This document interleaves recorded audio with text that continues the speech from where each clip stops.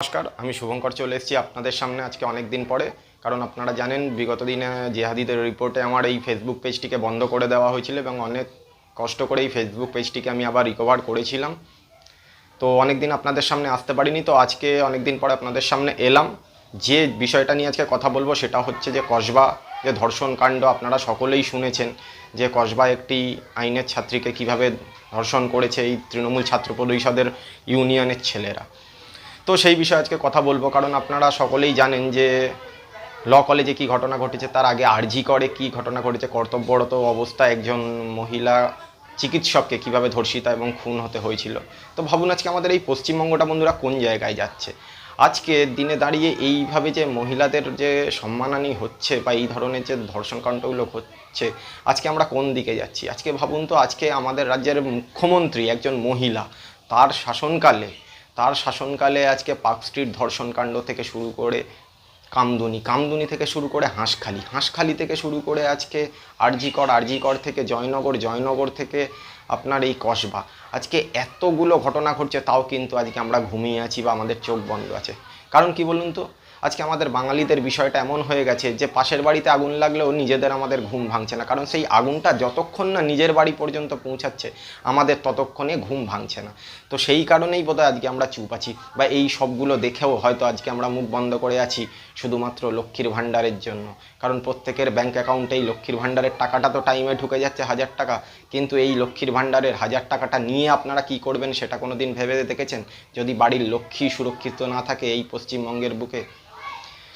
আপনার মেয়ে হয়তো এই সরকারের আমলে কন্যাশ্রী বা রূপশ্রীর টাকাটা পাচ্ছে, বা কন্যাশ্রী সাইকেলটা পেয়ে হয়তো সেই সাইকেল চালিয়ে স্কুলে যাচ্ছে বা কলেজে যাচ্ছে। কিন্তু আপনি ভাবুন তো যে স্কুল বা কলেজের আজকে পরিস্থিতিটা কী জায়গায়।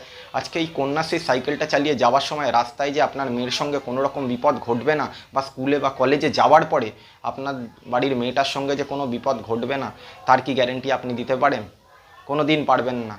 কারণ আজকে যে মেয়েটি ধর্ষিতা হয়েছে সেও তৃণমূল ছাত্র পরিষদেরই ইউনিয়নের একজন ছিল, তাকেই ধর্ষণ করেছে তৃণমূল ছাত্র পরিষদেরই ছেলেপুলেরা। তাহলে বুঝুন, বা ওই মেয়েটির বাবাও তৃণমূলেরই একজন বড় লেভেলের নেতা ছিল। তাহলে বুঝুন যে আজকে তৃণমূলের নিজেদের লোকেরাই সুরক্ষিত নয়, তাহলে আমার আপনার মতন আম পাবলিক বা সাধারণ মানুষ কিভাবে সুরক্ষিত থাকবো? কারণ আপনারা দেখেছেন যে আমাদের এই মাননীয় মুখ্যমন্ত্রীর শাসনকালে অনেক রকম শিল্প উনি তৈরি করেছেন, যেরকম চপ শিল্প, তেলেভাজা শিল্প, তার সঙ্গে আমাদের সকলেরই অগোচরে আরও একটি শিল্প গড়ে উঠেছে এই পশ্চিমবঙ্গের বুকে, সেটি ধর্ষণ শিল্প। সেটি হয়তো আমরা প্রথমে বুঝতে পারিনি, কিন্তু এখন প্রত্যেক ছত্রে ছত্রে আমরা দেখতে পাচ্ছি রাস্তাঘাটে, যেখানে এই ধরনের আমরা আজকে খবর শুনে খুবই মর্মাহত হচ্ছি। কিন্তু বন্ধুরা, আজকে এটা দেখে মর্মাহত বা হয়ে লাভ নেই, বা মোমবাতি মিছিল করে লাভ নেই। এই জিনিস যদি বন্ধ করতে হয় তাহলে 2026-এ এই সরকারকে সমূলে উৎখাত করতে হবে, এই সরকারকে পশ্চিমবঙ্গের মাটি থেকে উপড়ে ফেলতে হবে। না হলে কিন্তু এই জিনিস চলতে থাকবে, এবং এই জিনিস কোনো না কোনো দিন আপনার বাড়িতেও হবে। তখন কিন্তু আপনি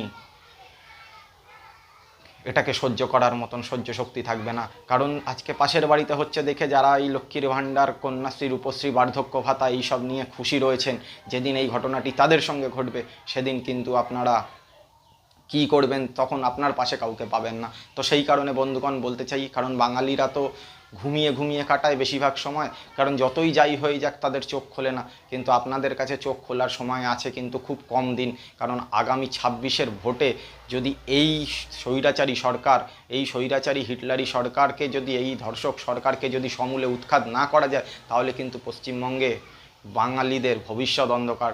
এই বলে বন্ধুরা আজকের এই ভিডিওটা শেষ করছি। जय हिंद, जय भारत, जय श्री राम।